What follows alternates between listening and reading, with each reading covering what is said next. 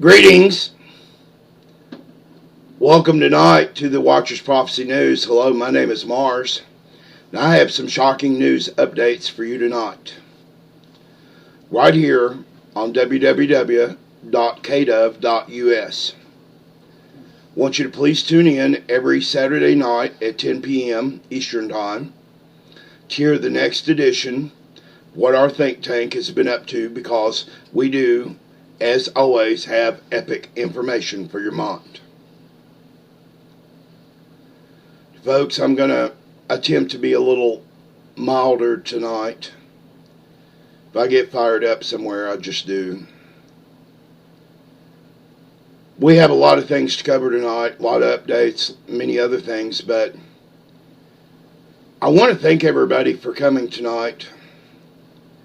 You have to understand how much this means to our station, how much this means to me personally. I do appreciate it, and I thank you, and I want you to come back. Now, for those of you who have been blissfully unaware, World War III is now at our very doorstep.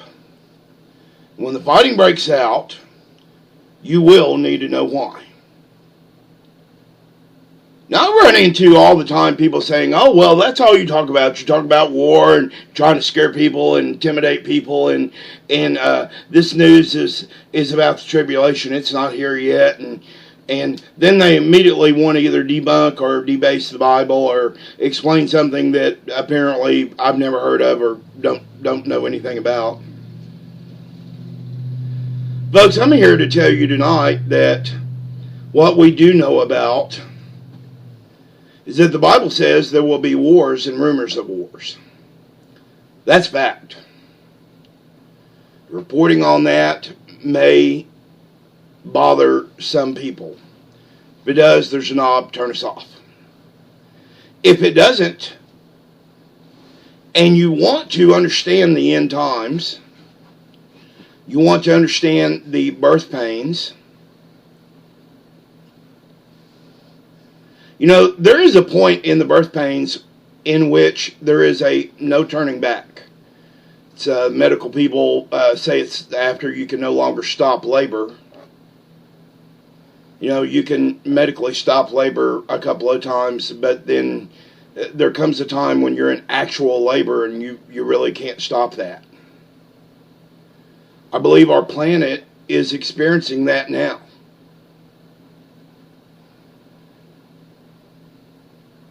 We announced last show that there was a timetable established by the UN Security Council in lobby of the Rothschilds and Genie Oil and many others to take the Golan back from Israel. That is a fact. Since the airing of our last show, it's now hit mainstream media, as I said it would. Many others are now turning to these events and looking up the Rothschilds, looking up Genie Oil, looking up the things that we portrayed in our last broadcast to see whether or not I was just blowing hot smoke. Oh, the smoke's about to get really hot.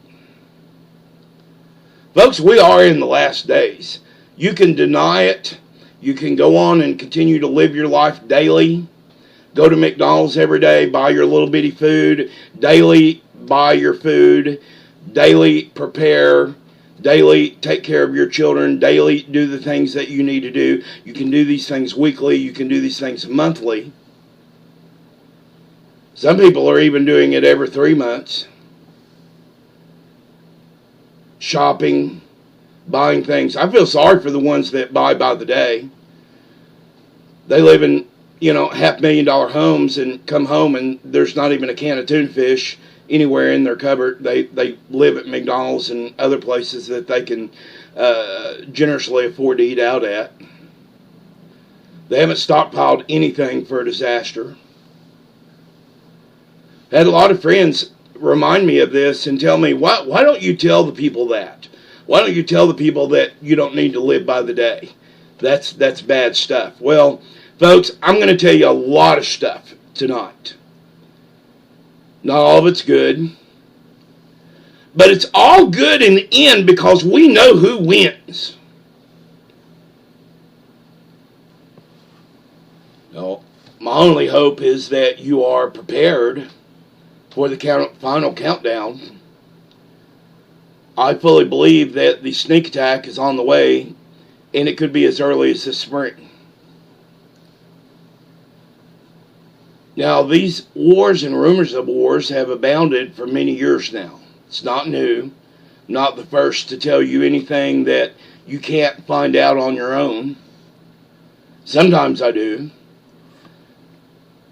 Hopefully tonight I will. But we're seeing events now in the Middle East and tearing them down bit by bit, analyzing them with our military mind. And these are events we have never seen the likes of in our entire lifetime. So many other things happening that coincide with the start of the tribulation. I can't seem to get everyone on board with all the various things that are going on. But I see a lot of posts on Facebook quoting Bible verses that in the end times, showing the Bible verses where in the end times people will be turning on each other, family members turning on family members. Yes, that's going to happen. It's happening now. In fact, every family I've talked to recently has told me the devil is attacking them. And all across this nation, we're seeing demonic attacks, the likes of such we've not seen in families. That we've just never seen this. It's never been this prolific. Tyranny is everywhere now, from our government on down.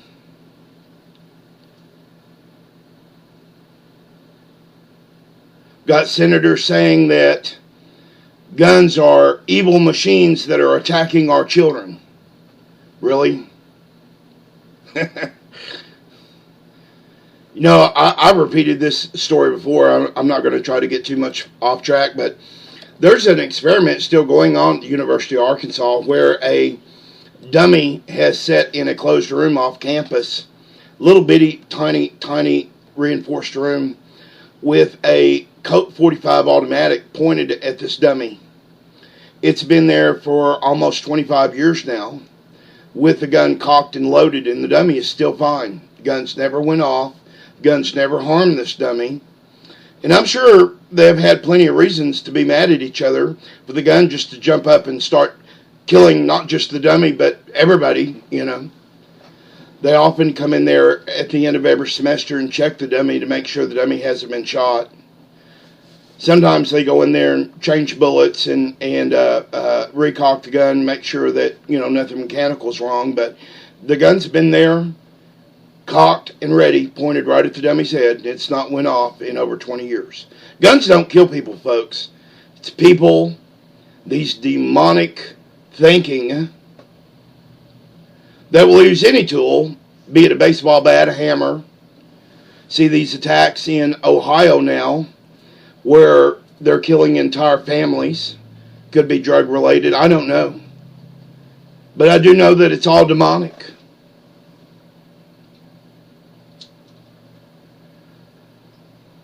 Our worries, many would say, on tomorrow, your work schedule, your short-term plans, you better know in the back of your head that should there be a long-term plan for your heart and your mind and your soul, that you best have it and have it already. I want you to get right with the Creator of all things. This is the last message of great concern that is for your soul. You can't just put those things off any longer. You don't know when this event's going to come. If you haven't felt this tribulation, if you haven't felt these poundings in your heart, in your mind, in your body, then something is wrong. Lord will be calling you up soon, one way or the other. Even if through judgment upon nations in a nuclear fireball. And if you're not prepared, your eternity is assured one way or the other. I would rather be wrong and safe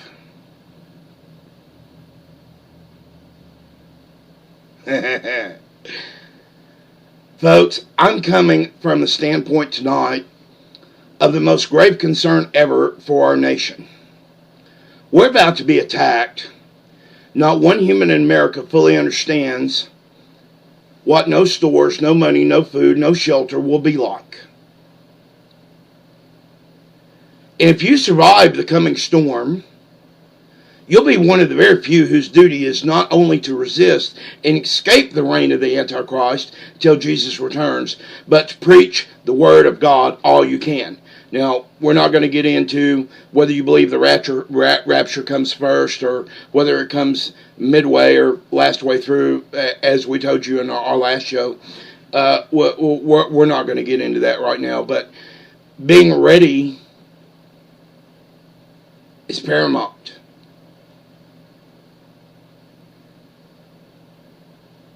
Go and find out for yourself. Talk to your friends. See if the devil is attacking them all across the board, just like they are doing to everyone that I know and everyone that I've talked to. Doesn't mean good things are not happening. Our Lord works in mysterious ways, and He can and does work in the lives of many. Again, as I said, I'm not here to scare you tonight. I'm here to inform you. Now, some people don't want to follow the real evidence because they don't like where it leads. They just don't. Well, I'm here to tell you today that it leads to the return of the King. That's where it leads. The master plan, in the end, we win. Now, the devil may have blinders on. I believe that since the crucifixion, the devil has had blinds on, some degree, has been blinded to the very end, and does not know whether or not he can win or not. That not knowing is his own thorns. We know who wins. We're going to share with you some of the late-breaking updates that we have, particularly from the last show. We need to hit that and get back into this because there is an underlying concern that people are still not understanding that now there is a clear, definitive timetable to the Gog War. It's July 1st. Go look this stuff up, folks. I'm not making this up. Go to the UN's website. Go look up the United Nations Security Council. Go look up their last resolution on Israel, starting with 1088, way back when, and read all the way up to now if you can. Bibi Netanyahu is remaining fairly close-lipped about the incidents. The breaking story has caught all of Israel completely off guard. Now they're reacting, lashing out the only way they know how. He's only acknowledging that the events have taken place. I didn't completely break the story. It was news. I did have sources, and those sources confided in me. I believe I was a day before almost anyone broke the story.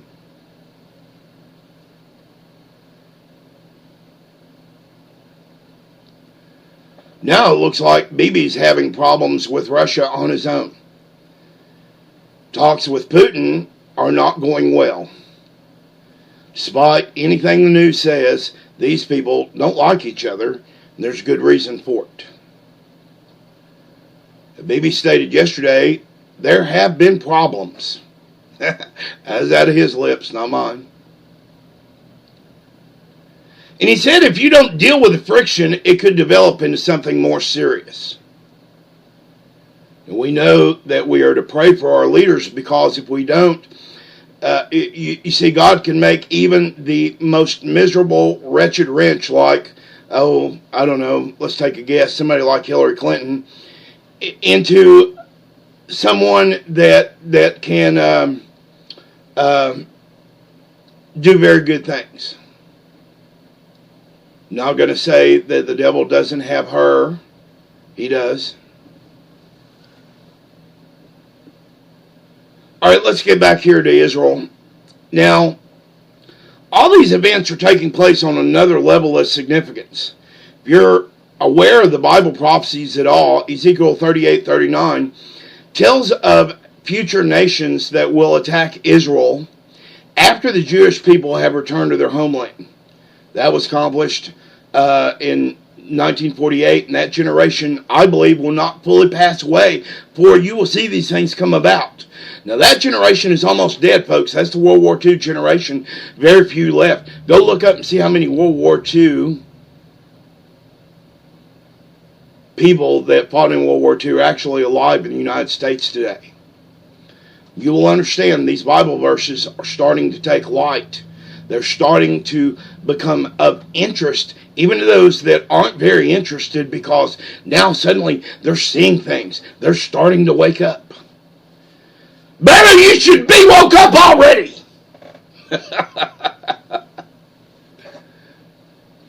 Prophecy begins in Ezekiel 38, 1 through 3, which says, And the word of the Lord came unto me, saying, Son of man, set thy face against Gog, the land of Magog, the chief prince of Meshech and Tubal, and prophesy against him, and say, Thus saith the Lord of God, Behold, I am against thee, O Gog, chief prince of Meshech and Tubal.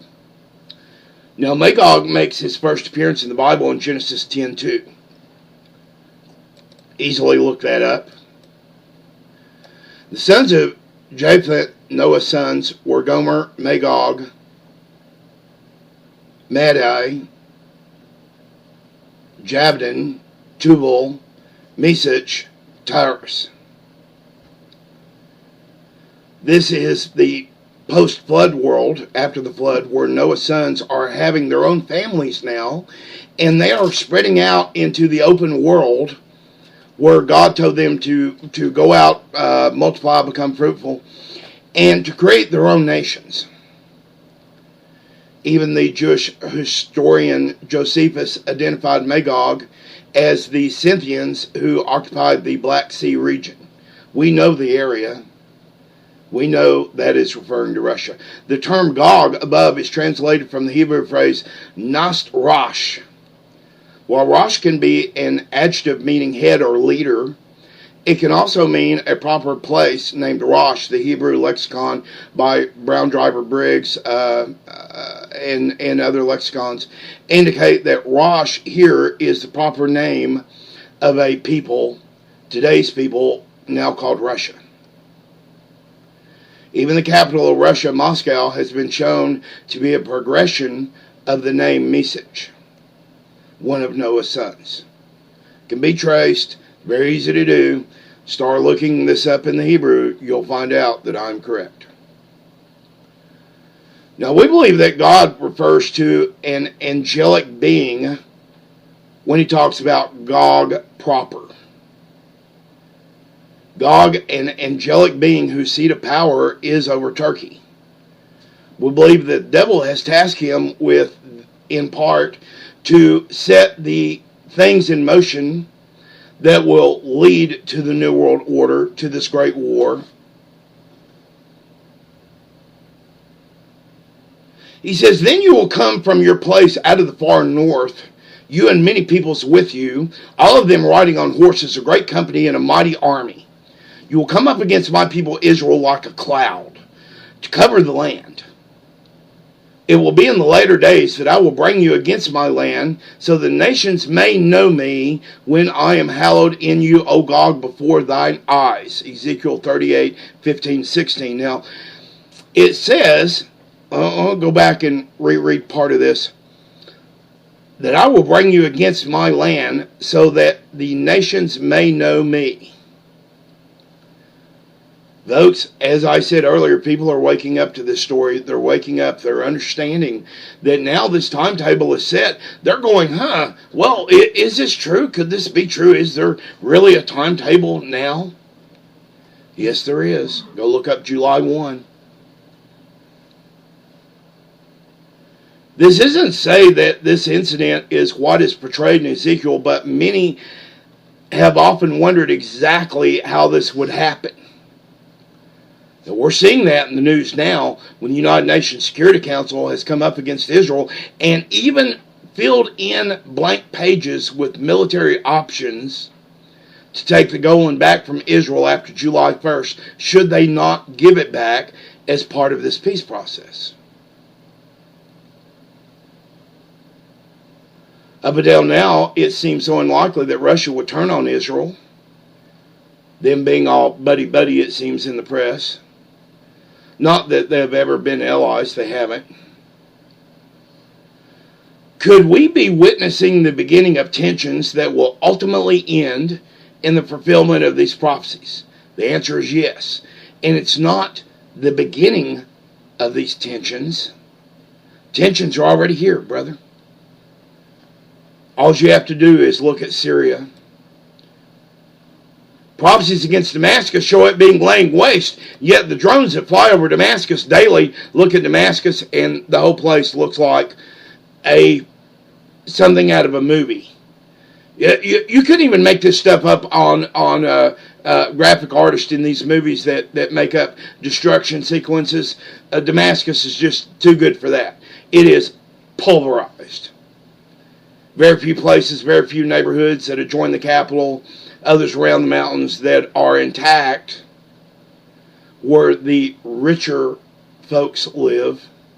Might as well say the people that live up on Snob Hill. Remember July 1st. Remember that date. I want to put it in your head. It is when, if you read the entire document, and I have, it is a long document. It's about 80 pages. I've scanned the entire thing the best that I can. A lot of things in there I'm sure I've missed, but understand when you read these small books like this, much of the wording in this is done in Diplo speak.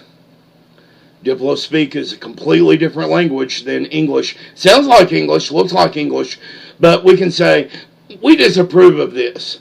That really means something else in Diplo speak.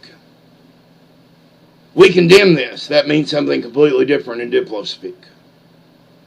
And look up Diplo speak. You can find a context of the various things that many of these meanings mean. Now, July 1st is when the United Nations Security Council decides upon military responses if Israel has not returned the Golan as part of the Syrian peace deal. There are a lot of players in this, like Egypt, which currently holds a seat as a non-permanent member on the Security Council, has called a meeting of the international body to discuss last week's declaration by Israel. Now here's Egypt, who is now exacerbating this process, kings of the south,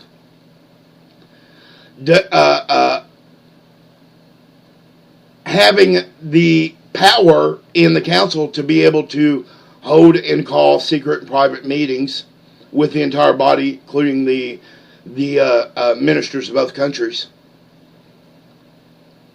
In Israel's declaration last week, that Benjamin Netanyahu said that the Golan Heights will always remain under Israeli control. Israel will never withdraw from the Golan Heights, and it will never be part of any Syrian peace deal. But the United States and Russia has already said different.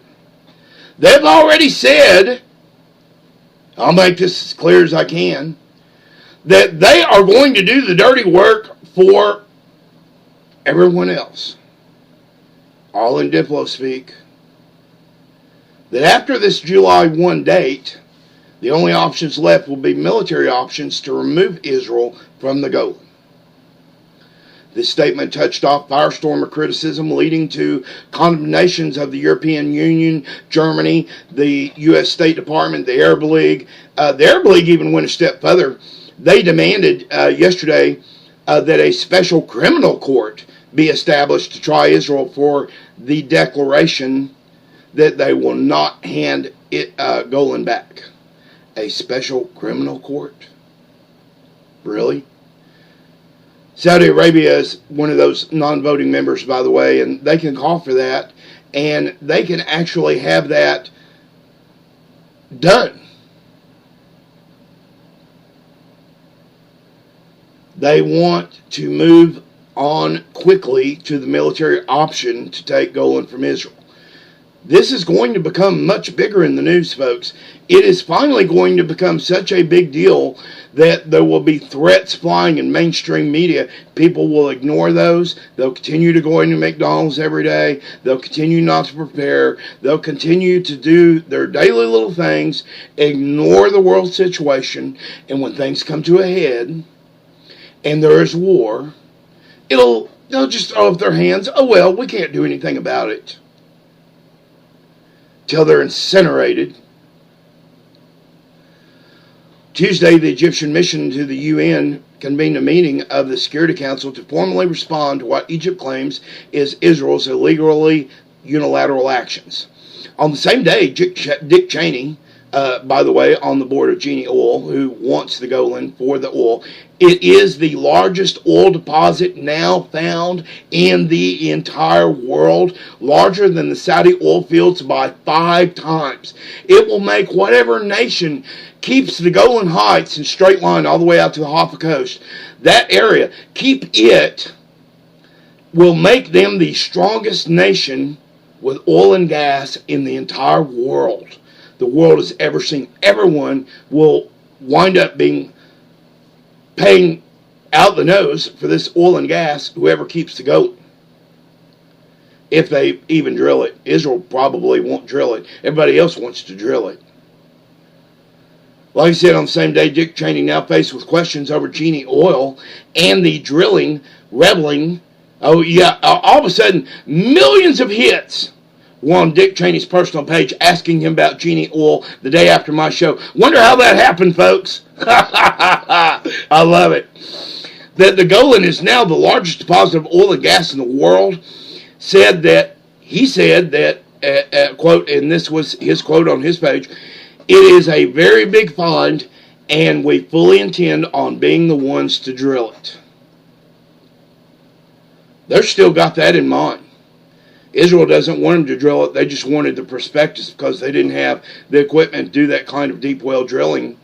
But now, Dick Cheney says, well, now that we've found the largest deposit ever in the entire globe, we're going to keep that. That's ours. Prime Minister Benjamin Netanyahu held a visit with Russian President Vladimir Putin in Moscow on Thursday, where Netanyahu clarified that keeping the Golan Heights in Israel hands is a red line. Anyone who crosses it will be taken care of.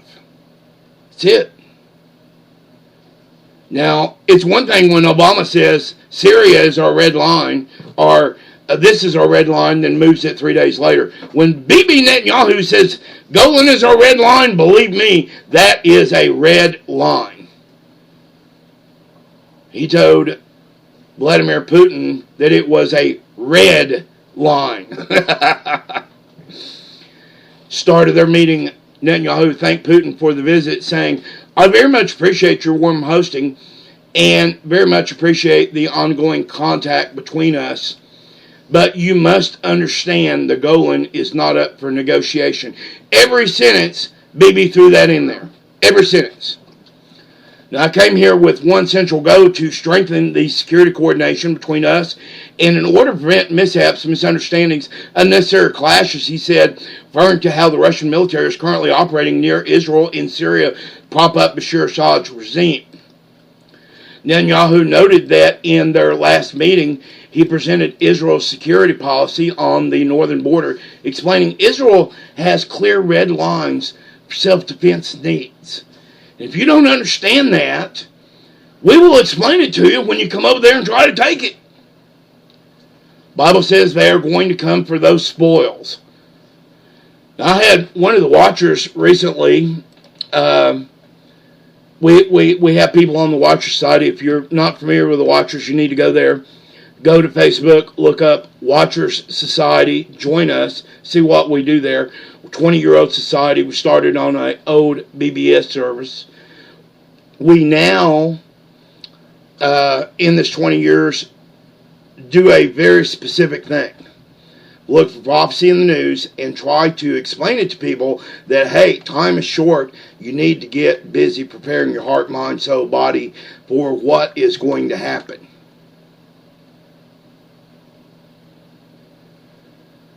Netanyahu said, first we act as best we can in order to prevent a transfer of advanced weapons from Iran and Syria to Hezbollah and places in Lebanon.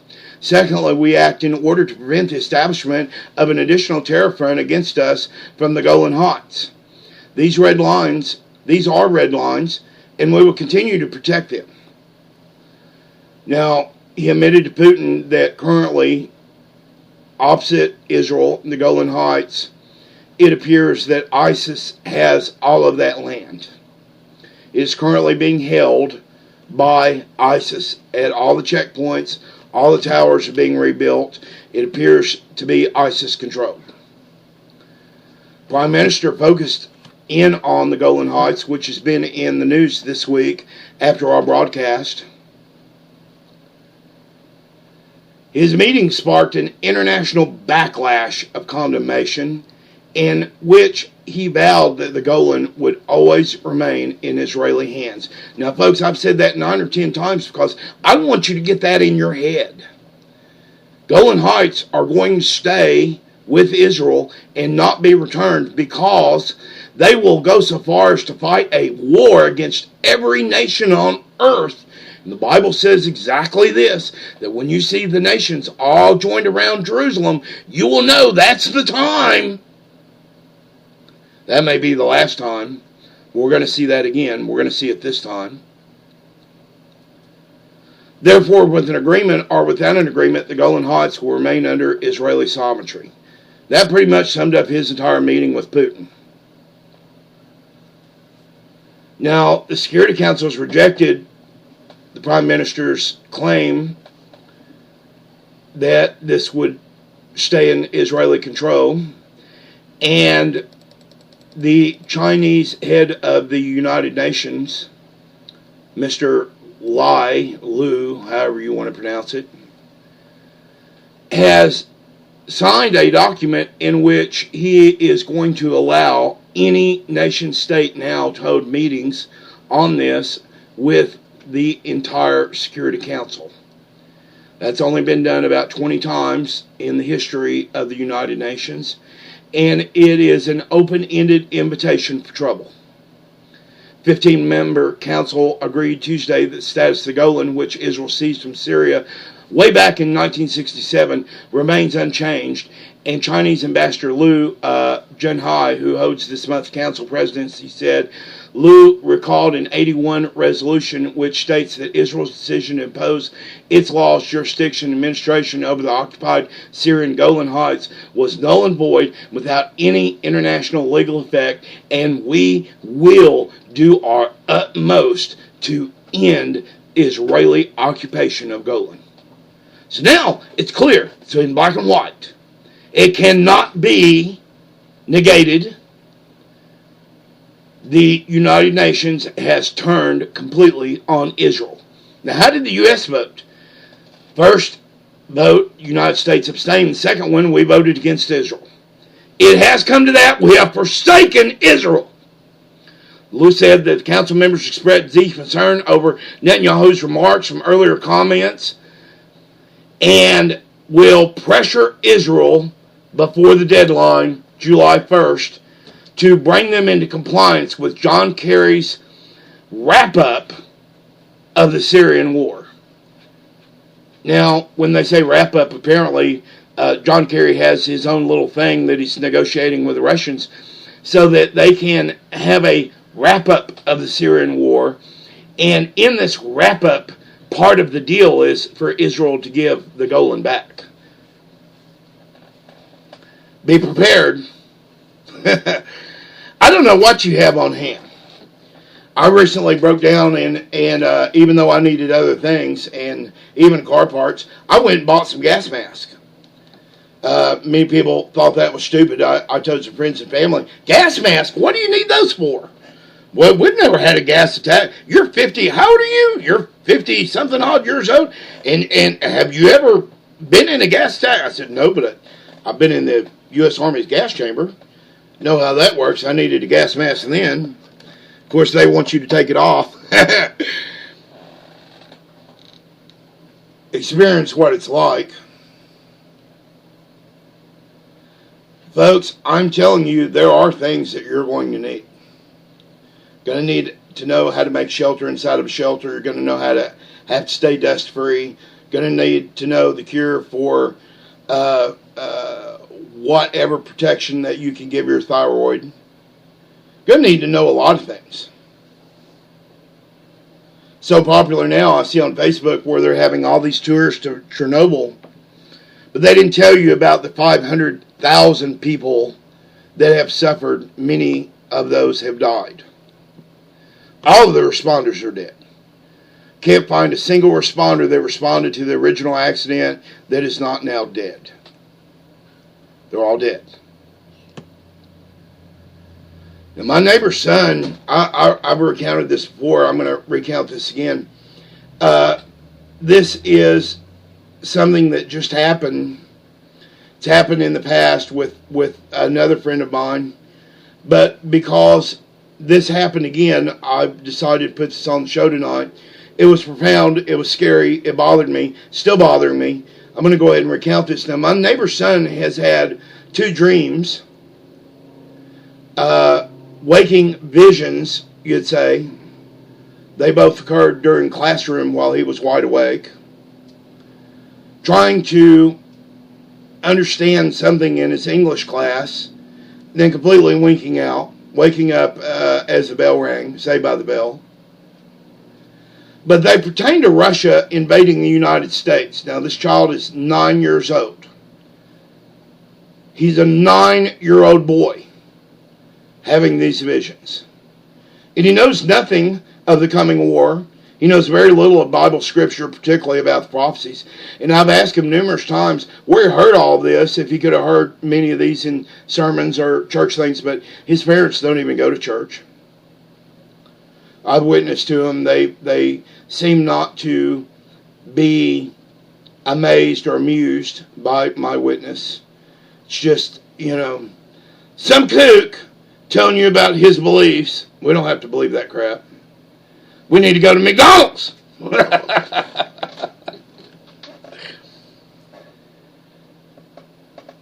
But I want to share this account of this news. His parents forbid TV in the house for a great period of time because they believed that it was a bad influence on their children, yet still do drugs and other things. So I'm really, in a quandary about what to do about these people, but pray for them. But in this boy's vision, let's get to his vision. He come over here and we were talking, and out of the blue this came up. I didn't ask him about this subject. We weren't talking about this. In fact, we were talking about his grades in school. And he immediately got on this topic about seeing in his head Russians invading the United States in a sneak attack using nuclear weapons along our coastlines and other places to force folks into the center of our nation. He said that in his dreams they had taken over massive amounts of land. I said, son, this is a movie. Have you watched Red Dawn? He said he hadn't. But in a Red Dawn style invasion, I asked him about school. He said, well, they don't talk about it there. He told me about these flying bombs in his vision that would wipe out entire cities at one time. In his dream, God told him to tell everyone that it was coming very soon. So he has been, and now he's in trouble at school for telling this story. And his teacher has sent home a note asking his parents to make him limit his religious dogma while at school. Remember, he's 9. Now, folks, when a 9-year-old starts wanting and having visions from God, People need to wake up. Time is soon. I don't care who you are.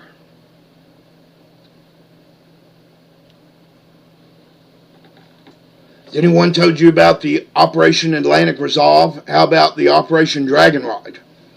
America's dropped tanks and troops across the entire region, half of Europe, to show a force against Russia. With its recent invasion and annex of Crimea and attacks on Ukraine.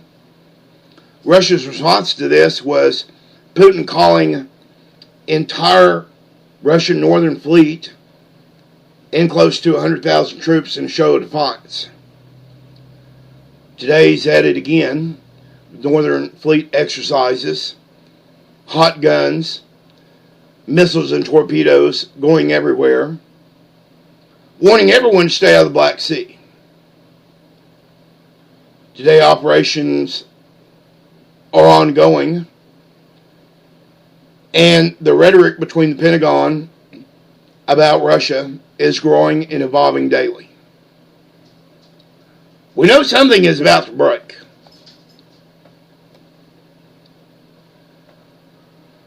Shift gears here. Turkey's bombardment of a Syrian airbase recently recaptured by the Syrian Kurds from Islamic jihadists could lead to a direct confrontation with Russia, because Turkey is now deciding whether or not to send in troops and make this buffer zone a reality that they've been threatening to do for the last 5 months, according to a new report in Joseph Farah's G2 Bulletin. Turkish military has been lobbing artillery fire at Magnat Air Force Base, a former Syrian Air Force facility that had been held by the jihadist group Ashur Sham, which the Russians consider to be a terrorist group. CIA, however, is funding them with surface-to-air missiles. It's getting dangerous, folks. All right, we still have a lot to cover, and I'm going to shift gears yet again. That was a quick gear shift. President Obama is back at the White House after a week in the Middle East and Europe. During his trip, CBS This Morning co-host Charlie Rose spoke with the president in Germany. A wide-ranging interview. Mr. Obama had just announced 250 additional American troops will go to Syria to help in the fight against ISIS. Putin is not entirely persuaded on the idea of European unity, but the president also faces other big challenges in Asia, including North Korea's claimed successful ballistic missile test and China's military installation on man-made islands in disputed waters off the South China Sea. Now, we know that incident is getting bolder every day. In fact, a small United States task force is en route there now to challenge Chinese sovereignty. It's not in the news yet, but it will be in the next 3 or 4 days. You're going to hear about what China's reaction is going to be as United States parades cruisers and destroyers right next to their little bitty islands.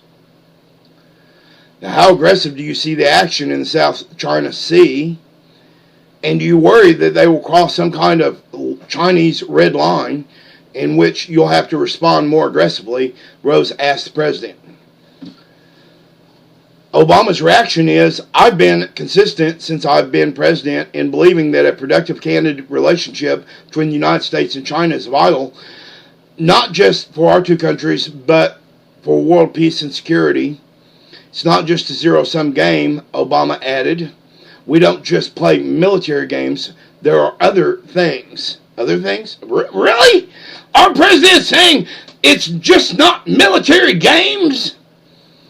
What is true enough is that they have a tendency to view some of the immediate regional issues or disputes as zero-sum games. He said, with respect to the South China Sea, rather than operate under international norms and rules, their attitude is, we're the biggest kids around here, and we're going to push aside the Philippines and or Vietnam, Taiwan, anybody else that gets in our way. But it doesn't mean that we're trying to act against China. The United States is not trying to act against China. We wouldn't want to hurt their feelings. We just want them to be partners with us. at Walmart. And where they break out of international rules and norms, we're going to hold them to account. Really? They're going to hold China's nose to the fire? I bet. Regards to North Korea, Mr. Obama described the regime as a massive challenge, shaking his head and acting like he had little power over them. He doesn't. Our first priority is to protect American people and our allies, the Republic of Korea, Japan, and others that are vulnerable to the provocative actions that North Korea is engaging in. He said North Korea is erratic enough and the country's leader, Kim Jong-un, is irresponsible enough that we don't want them getting close. We don't want them getting close. He didn't back that up with any. We don't want them getting close to what? Michelle Obama? We don't want them getting close to that. But it's not something that lends itself to easy solution, Mr. Obama said.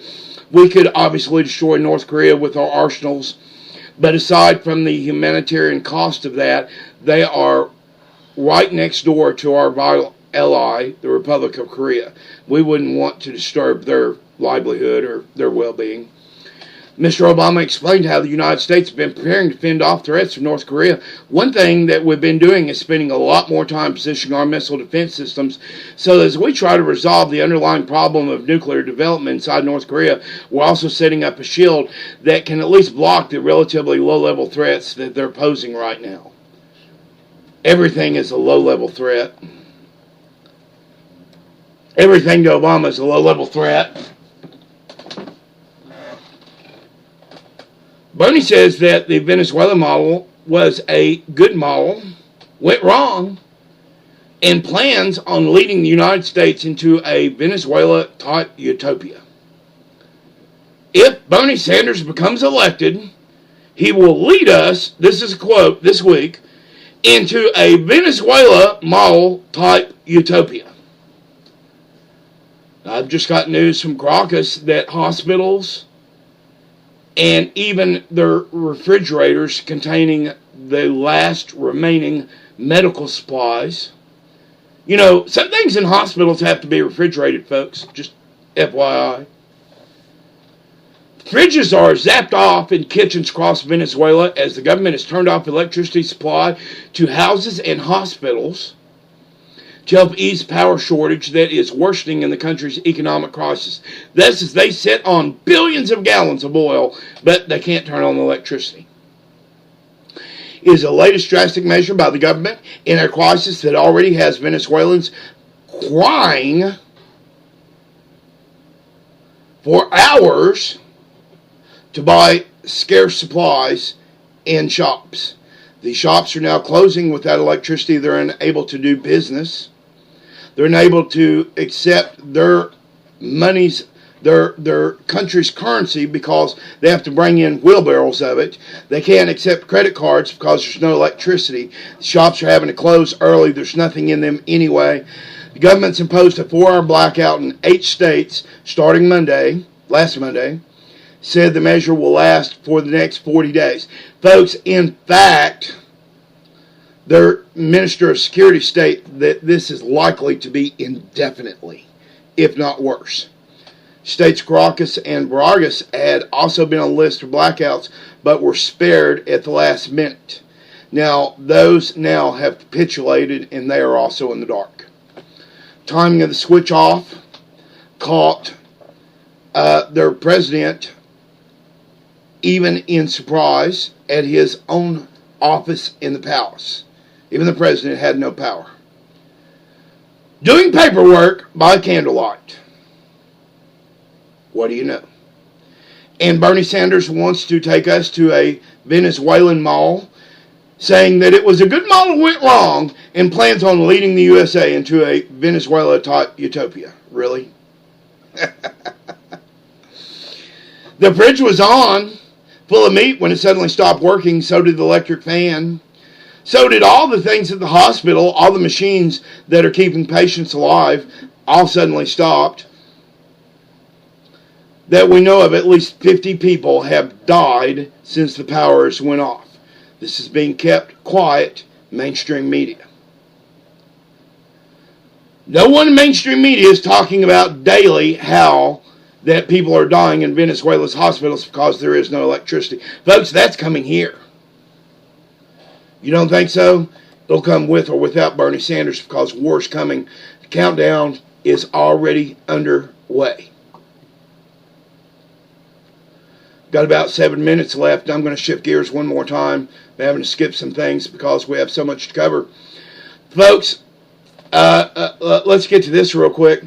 Now, as you know, there was a big air show here in Knoxville. We got to watch it off my back porch. I live right next to the airport there, Alcoa, and got to watch the Blue Angels fly over daily for several days. Many other aircraft, Mitchell bombers, everything else we got to see. Really had a good time. Didn't even have to go to the air show. Watch the whole thing from back porch because we live so close to the airport. Now this air show where the Blue Angels have moved, went to another one there in Texas, in Dallas. And I'd like to report that there has been an incident with the Blue Angels. They actually are now publishing this. I've got some of the information on this.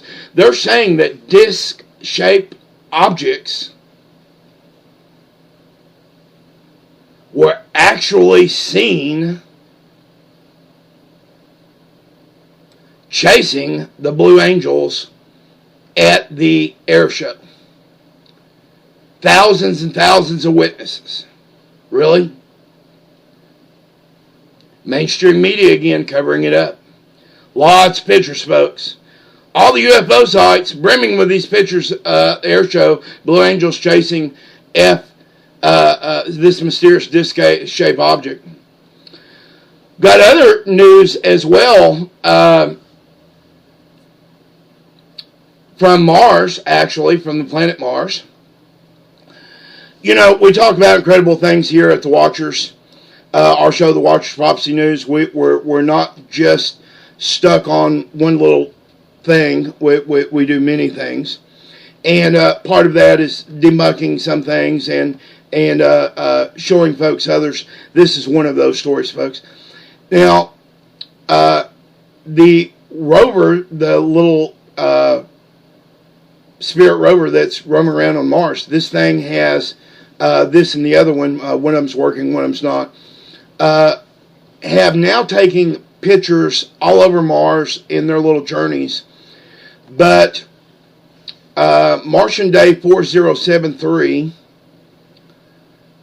might want to go look that up. The pictures that were on NASA's website have now been removed. The Opportunity rover's panoramic camera, it's called PanCam, structure's easiest spot sits on the forward hull, and it is the largest raised formation on the little craft. You just have to look at it. They just took a picture of a hill, and on this hill there appears to be something that is different than the surrounding rocks and soil. Looks like it doesn't belong in the natural layout of the area. It looks like a dome. It looks so much like a dome that they can see the artificial structure nature of it. There isn't a chance that we're looking at a natural formation here. Doesn't look natural at all. Better yet, after they zoomed into it, took several pictures, zoomed in, you can see small dark circles evenly distributed at the base of the structure. Definitely looks man-made. And now our little rover has seen this. This mysterious dome does not seem to be a natural formation, since the surrounding rocks are very different from the mysterious dome. NASA yesterday pulled every one of those photographs. Every one. Big fat hole now there in the sequencing of the PanCam. Everybody's wondering why. The pictures were there for a little while. A few people got to see them. Seen this dome. The dome is there. What is this thing looking at, and how come they're hiding it? appears to be some kind of glow or light in the middle of the dome, suggests there may be metallic and reflecting sunlight, or it could be a window emitting internal light. If it is indeed a dome building, a smaller formation to the right of the dome could be a storage facility or even living quarters. NASA images captured by Curiosity rover sparked up so much speculation about the existence of life and technology on Mars, but yet they don't seem to care anything about life here on Earth. Kind of blows you away, don't it? Get back on this. Photos show what looks like a little white ball of light moving on the surface of the red planet by this dome. Position of this UFO orb varies in each photo and were taken from the same position with a slightly different perspective over a period of 15 minutes. Every one of these photographs have now been removed from NASA's website. I have verified it. I have seen copies of these pictures. It is noted that the abnormality was captured in Seoul's front highest camera, and it clearly shows a white ball of light under some kind of intelligent control, who knows, studying the Martian surface. I don't know, folks, but NASA quickly took down the pictures that were on the robot lander's site, leaving a huge number gap between that and other images.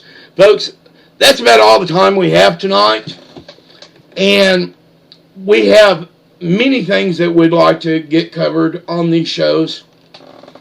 Many topics are coming to light on the Watcher Society that we'd like you to stay for. As we do these shows, we appreciate your support. I want to thank our station tonight, KW Radio, www.kdob.us, where you can hear Pastor Hardin shows live and many others. Go look up the schedule there. It's right on the front page, www.kdov.us.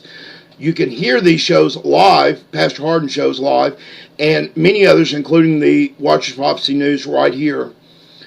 Folks, I appreciate your time. I appreciate you coming to the show tonight and listening to our updates. Next week's show, we do have some phenomenal news, and we hope that you will tune in. It is about to become bizarre. Thank you, and good night.